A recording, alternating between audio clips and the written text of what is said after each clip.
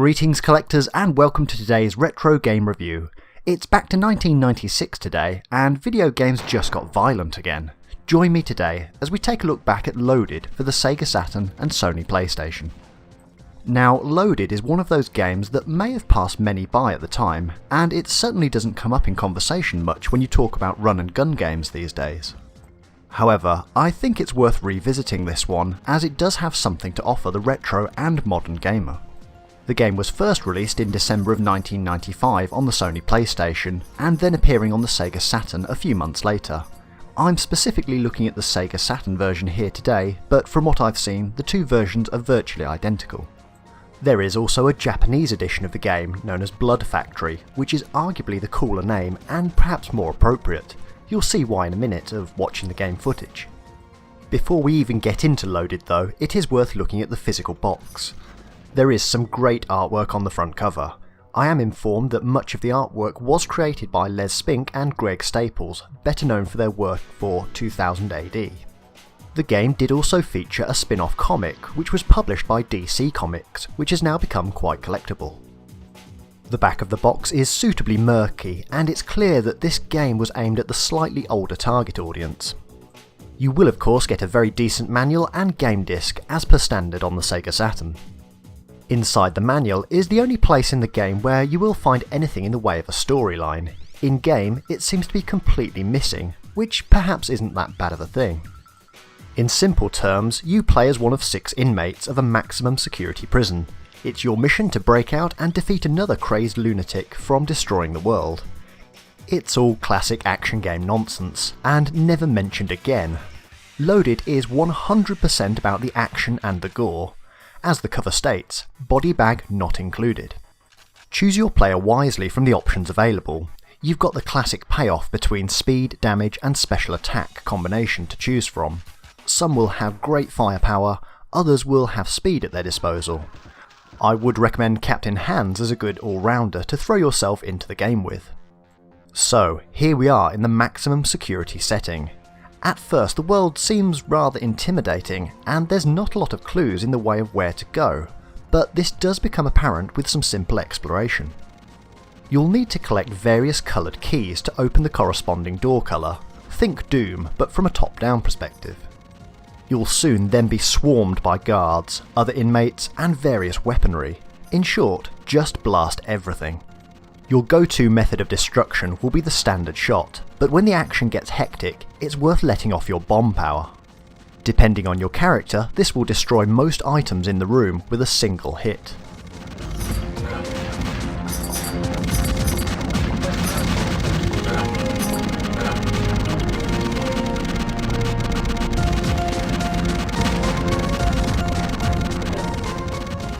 The control method is particularly well realised for this type of top-down game. As with Smash TV, you can use the shoulder button to lock your player's firing direction and strafe around the map. This is incredibly useful. The left shoulder button allows you to run. Using a combination of these techniques, you can become a one-man train of devastation as you sprint down long corridors, taking down everything at will.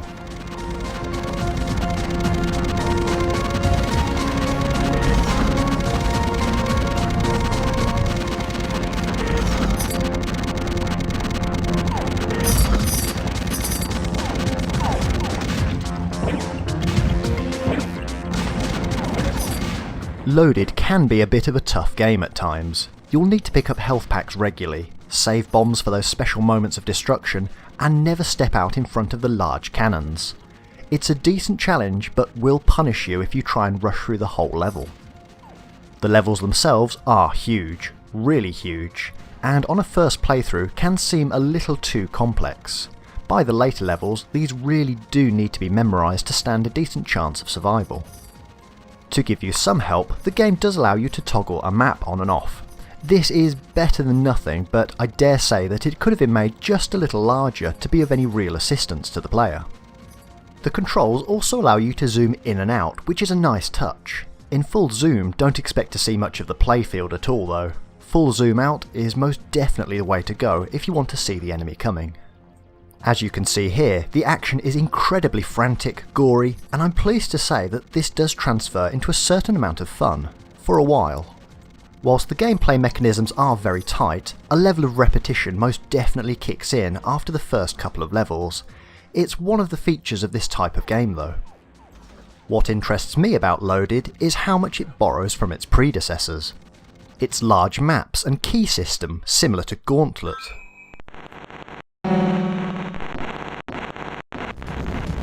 Its more mature themes and cache collection from the Chaos Engine series. Node activated. The gore from Smash TV. Good luck. You'll need it.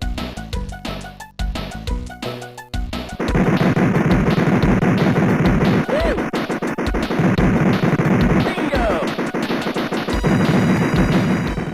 And of course the uncanny resemblance to an Amiga classic, Alien Breed.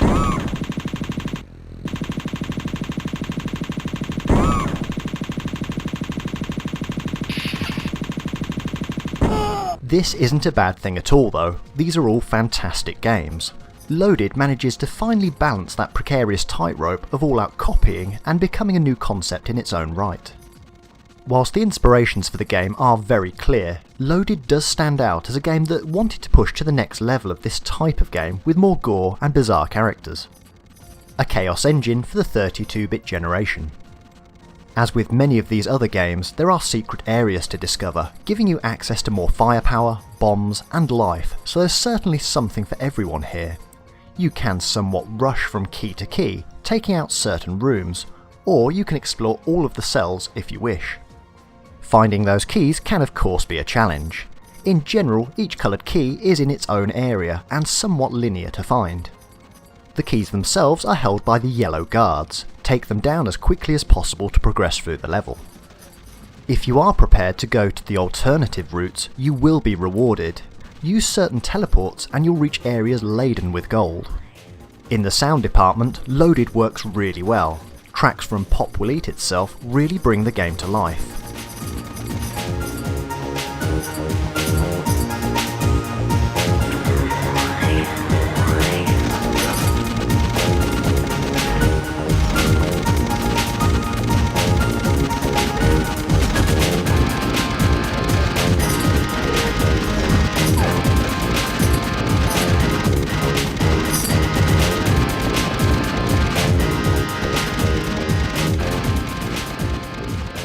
Whilst this wouldn't be the type of music I'd listen to elsewhere, it fits the high energy experience of Loaded perfectly.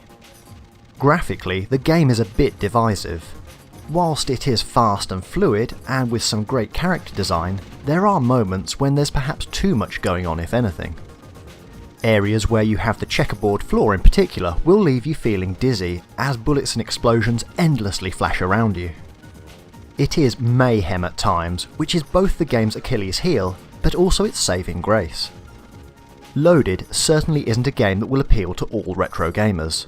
If you have no love of dark environments, heavy metal soundtracks and over-the-top killing, then this one will easily pass you by as a curiosity rather than a go-to game.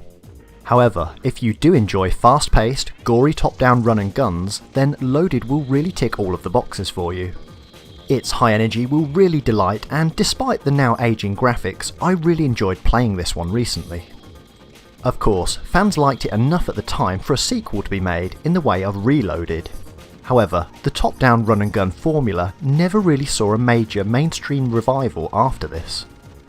The genre does of course live on, but it's difficult to think of a major release that did top-down gore quite as well as Loaded. And for that alone, it at least deserves some attention from modern collectors. Right, I'm off to find a body bag. Until next time, happy gaming.